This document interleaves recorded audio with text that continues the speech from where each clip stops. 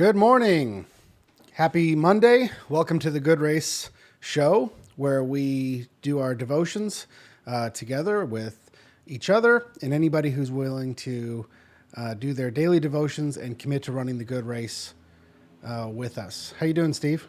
I'm doing good. How are you, Dave? Excellent. So we're going to start today off like we do every episode with our daily proverb from Proverbs365.com. Today's Proverbs is chapter 19, verse 24 and 25. Lazy people take food in their hand, but don't even lift it to their mouth. If you punish a mocker, the simple-minded will learn a lesson. If you correct the wise, they will be all the wiser. There you go.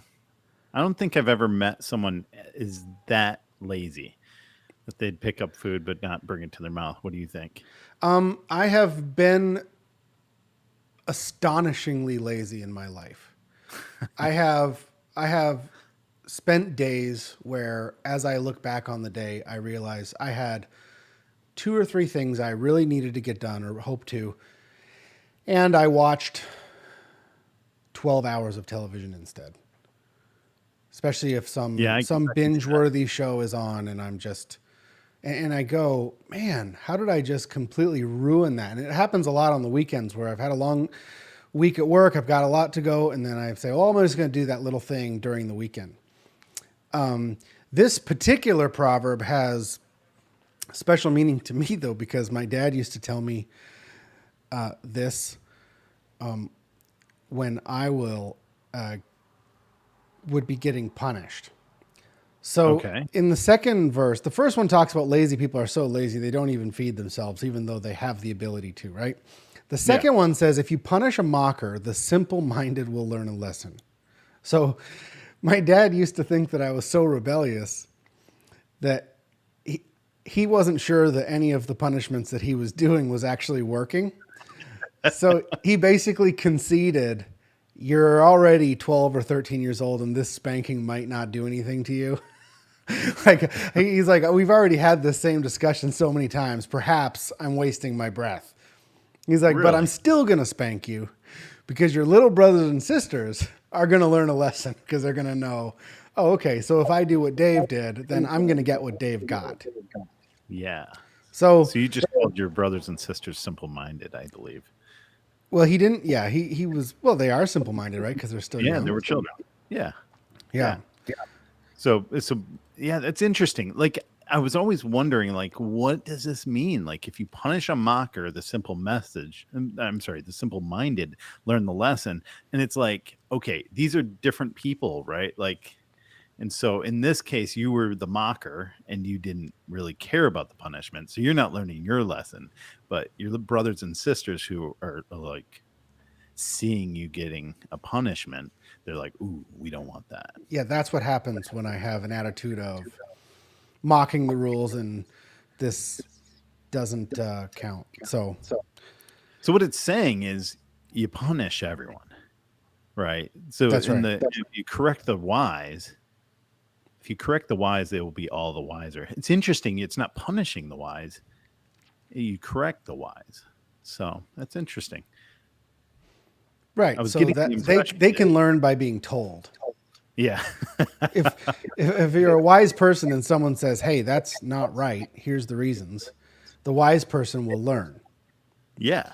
The mocker who thinks he's above it and scoffs at the rules, he's not going to learn no matter what you do to him. But you still do it so that those people who look on, they learn the lesson. So, yeah, that was me growing up. That's funny. Little insight into my relationship with my dad when I was a teenager. And he actually told you this, right? He's like, All the time. Yeah, I mean, I don't know if it was all the time, but 25. what? He would bring up this very proverb. Yes. That's great. There's a few proverbs that say you beat the fool so the simple will learn. You punish the mocker and the simple-minded will learn a lesson. Proverbs kind of goes back to that well a few times. Yeah. And so as we have a daily proverb, whenever we get something similar to that, we'll have a reference point. Yeah, there you go. So today is Amazing Monday, and on Amazing Monday, we like to bring feel-good stories or interesting stories. In this case, we've got a couple of short ones that we're going to bring you again from the Instagram account All Goods Co. All Goods Company, I assume. All Good Things Company. I don't want to say it wrong. All Things Good Company. I didn't say it right even once. But we want to give credit where credit's due, and All Things Good Company is a great account that has got multiple times during the week. I'll get an alert and I'll look at it and I'll think this is a worthwhile account. So we'll bring a couple, highlight that later in the show. But first, we're going to do our scripture reading, and again, we are in Romans. So Romans 2:12 through 29 is, when the Gentiles sin, they will be destroyed, even though they never had God's written law. And when the Jews who have done God's law will be judged by that law when they fail to obey it. For merely listening to the law doesn't make us right with God. It is obeying the law that makes us right in his sight. Even Gentiles who do not have God's written law show that they know his law when they instinctively obey it, even without having heard it. They demonstrate that God's law is written in their hearts, for their own conscience and thoughts either accuse them or tell them that they are doing right. And this is the message I proclaim, that the day is coming when God, through Christ Jesus, will judge everyone's secret life. And that's Romans 2:12 through 29. Wow, there's a there's a lot in there. I don't think we quite made it to 29. So that was Romans 2:12 through 16. Yes. Yes. Tomorrow we'll finish it off. We were originally going to do it through 29, but I think there was so much in that first part that if we were to keep going, we might glass over too much. Yeah, absolutely. So, So what are we seeing here? It looks like that whether you had the law or not, you're going to be judged by, your secret life, right? yeah, it's kind of going back to some of what we talked about last week, and that is, you know, the Jews were given the law by Moses, right? It was written down. We Yeah. have the whole Old Testament law where everything was kind of laid out. If you're in this situation, then you have to do this. If you're in that situation, you have to do that. And so there's so many specifics, and it was given to the Jews by God. But here it's saying, when the Gentiles sin, they will be destroyed, even though they never had God's written law. They weren't Jews; they didn't grow up with the Jewish law, but they're still going to be judged by it.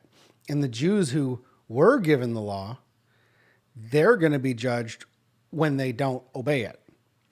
So Yeah. it's kind of like the standard is universal. And it goes into saying, look, everybody has the law and they instinctively obey it.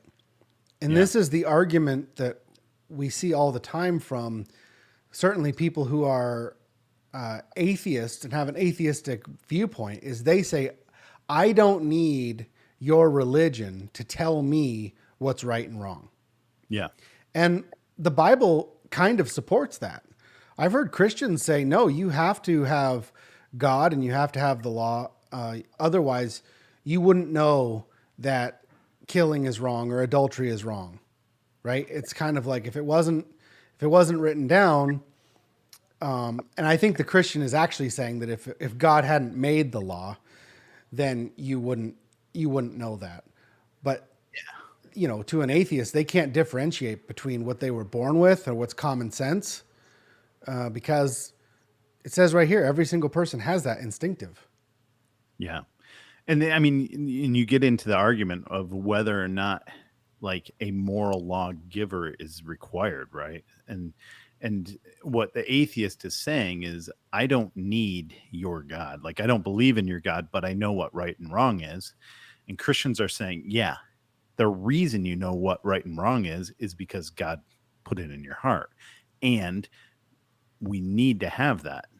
Ravi Zacharias would always say, in order to have right and wrong, you would have to have a moral lawgiver, right? That was something he would always go to. Um, Yeah, if there is a moral law, then that moral law had to come from somewhere.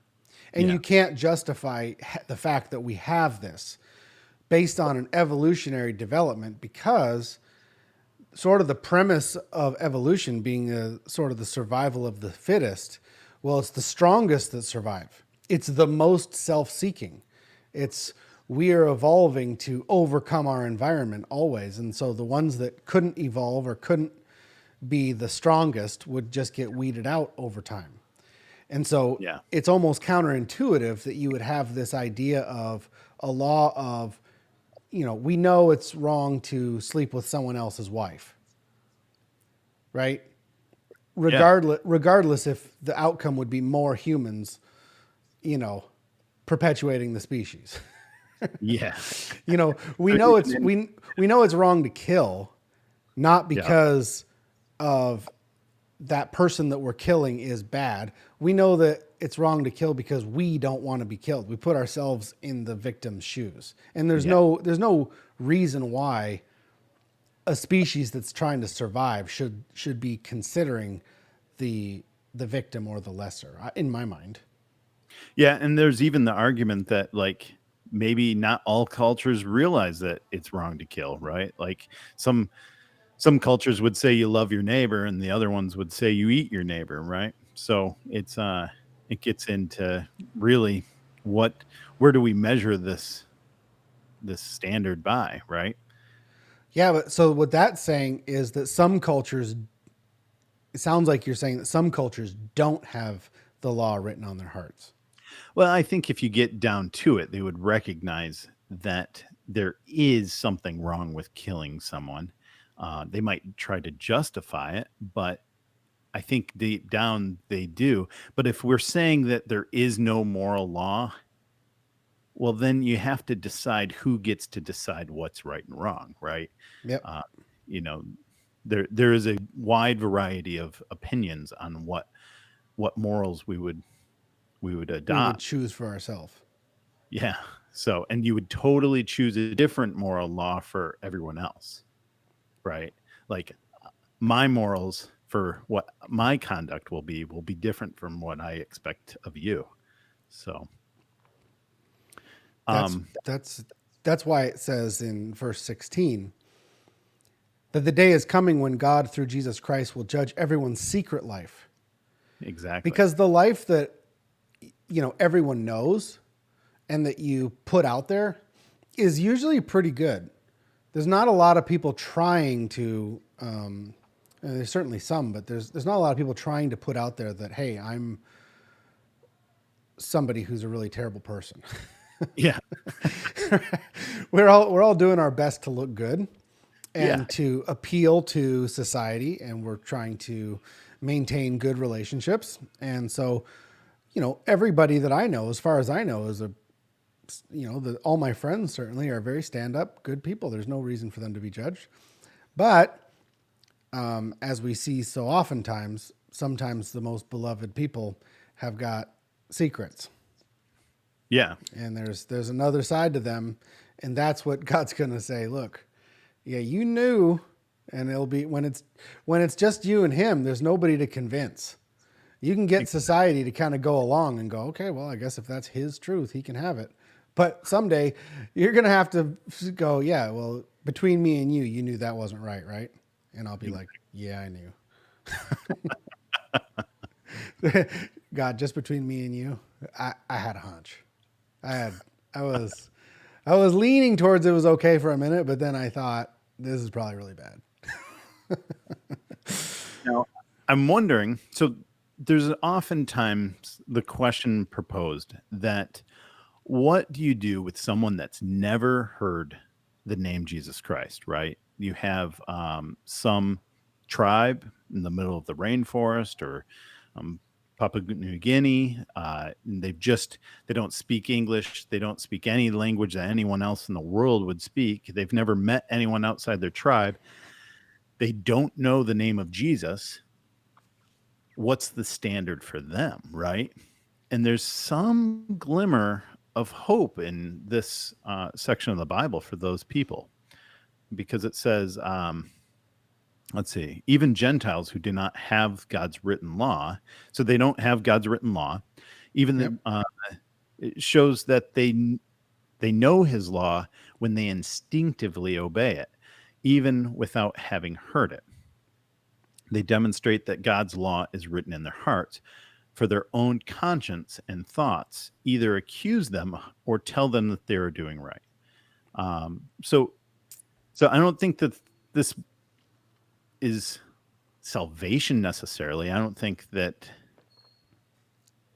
in this set of verses we have a way for them to become saved, but it is definitely addressing the problem that these people, they wouldn't be complete left out, right? They have the ability to access God's law because God sort of hard coded it on our hearts. Yeah, it's like And anybody that you run into, you can be sure, even if they don't have God's written law or they have never heard, they know. And so the gospel message would be very relevant to anybody because they're going to be able to pick up at the starting point that we're all in. mhm. So I don't know exactly what happens when that person, you know, lives until they're 80 and dies in the same jungle that they were born. Yeah, I don't actually have that answer, but I do know that that God is just, and I know that whatever when they're standing before God at the end, God will not be an unfamiliar person to them. They are going to stand before their creator, and the creator will judge them the same way he will judge everyone. And it will be right where they live. And it'll yeah, be right. It's not like, oh well, no one, who are you? No one ever told me there was you. It's like yeah, no, they they they were regularly encountering whatever it is that's judging them. yeah. And every knee is going to bow, and it's not, no one's going to be like, well, some people are going to protest, but it's not going to hold any water. So, Yeah, and I think that we will come back to this particular well in the future as we go through Romans. I think this is a question that Romans sort of deals with. I don't think it directly deals with it, but I did speak with a man who he used to be a missionary, but then now he's kind of like he goes around to meet with missionaries and sees what they're doing. And so what he would do is he had lots of exposure to tribes that really didn't have much exposure to people outside their tribe. mm-hmm. He went into every one of these tribes and he would always ask just a couple of questions and he always got the same answers no matter where he went. And I'm trying to remember it. I might get this a little bit wrong, but he would ask them, do you have a story about a great flood? And no uh, matter where he was, they always had a story about a great flood. Okay. hmm. No matter what tribe in the entire world, he went to many of them. They always had a tribe of a great flood. And then he would ask, and I this is the one that I don't remember if I have the perfect word, but he would ask them if they had a word for forgiveness. Hmm. And almost always there was no word for forgiveness in their community. Oh, you were saying there was no word. No word. Wow. Isn't that crazy? And Yeah, I that and is I'm crazy. gonna have to reference my notes from that seminar, but I think it was the word forgiveness that they were missing. So very, very interesting. Wow. Yeah. Well, All right. great. So do you have a report from what was All the things good good co. all things good co? That's a good company to be in. I think so. I mean, it's a good one. So I got two. Okay. One is from Australia. This person said, I had a mate who worked in one of the bigger Lifeline stores in Australia.